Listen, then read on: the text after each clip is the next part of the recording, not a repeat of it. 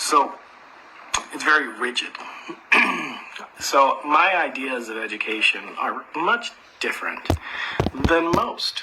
The standard model of education is you get good grades, you get into a good school, and then that's going to prepare you for success. And sometimes that's true, and a lot of times that's not. Getting good grades on tests has no, it is no way a guarantee that you're going to be successful in life. I mean, you need to be able to learn and apply knowledge to the real world in order to be successful, especially if you want to be raised, especially if you're trying to be an entrepreneur, like you're running your own business. It doesn't matter if you went to Harvard. It doesn't matter what your grades are. If you can't apply what you learn in a book or from your professors into real life situations for a favorable outcome, it's going to be very difficult to be successful. And successful is a measuring stick, right? You could be ultra mega successful, mildly successful. There's all these, but in order to be as most successful as you possibly can, you really have to be able to apply knowledge and apply it to the real world. And unfortunately, schools don't do a great job of teaching that. I can remember in chiropractic school, it was just like, okay, so it was just memorization. And the way you had to study for the tests didn't really transfer into long-term knowledge. You had to study, almost like cram it into your brain, just enough to get to recognize the same word choices on a test so that you could get the right answer.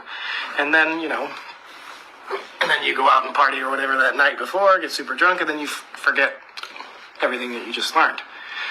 So I'll give you a little bit of a funny little lesson. So I knew this. I had a degree in education. I was already in chiropractic school. I didn't care about grades. I just cared about being the best version of a chiropractor that I am. So what did I do? I would get straight A's on midterms, because basically your grades were divided into mostly midterms and then finals. So what did I do? I would study really hard for midterms and get straight A's, like 95% or better on a test. And then finals, you would have 10 tests over 5 days.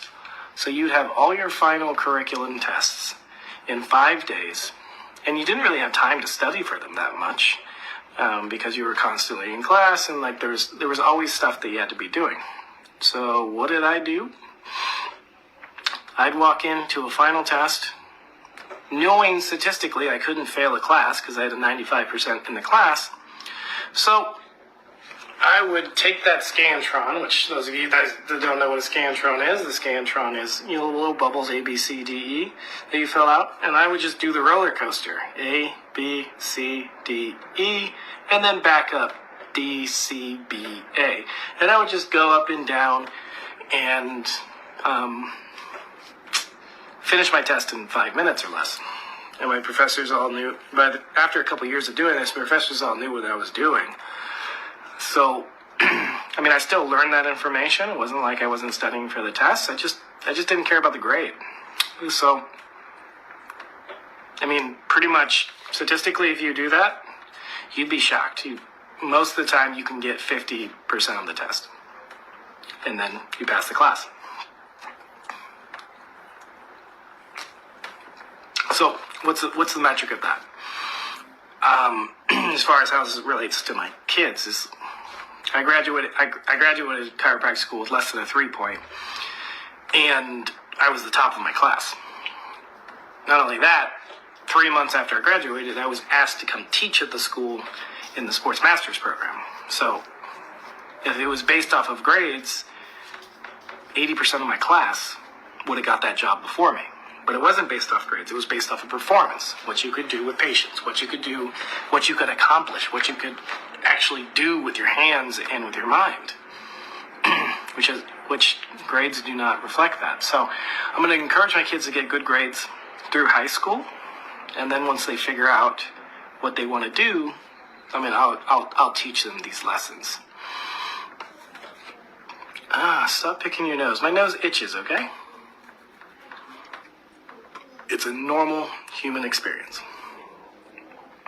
So that's kind of my ideas on education. On relationships, I've been thinking about this a lot the last 2 years, especially with what I've experienced. And as young girls, how do girls get into toxic relationships? Like, usually, from what I've seen from my own experience in watching other people, it's usually, girls usually get themselves into relationships that don't last, or they become toxic because their intentions are not pure. They are in the relation, and this is the female side of things, they're in the relationship for what the man can provide. Whether it's a green card, whether it's money, whether it's connections, whether it's fame, they get into relationships because they feel like they need more resources to be more comfortable, to be protected. And so therefore I'm like, well, how do I prevent my daughters from having that mindset? And the way I'm going to do that is by making sure that they have everything they need. So I think I'm going to be paying my daughters rent until they're married, honestly. And the second that they're married, it's up to that man to support them. But as far as like you're 18, time for you to take care of yourself and figure it out and that kind of thing, I'm not going to do that to girls. I would do that to boys for sure, because that's how the world's going to look at them. Men are pretty much useless unless they provide resources, protect and provide. And that very much is my experience, and that's very much what social media has shown me. Nobody gives a shit about men as far as their feelings and that kind of stuff. So, or just anything. So if I was raising boys, this would be significantly different. But since I'm raising girls, I'm going to make sure that they never need a thing, so that they don't pick partners based on needs of resources, essentially. So if they want to, they could live with me until they're married if they want to. They could. But if they're out in college, I'm going to make sure that they don't have student loans. I'm going to make sure that they're not paying for rent. So they can focus on whatever the hell they need to do. But I'm also going to teach them the value of hard work. I'm not trying to spoil them. They're going to know that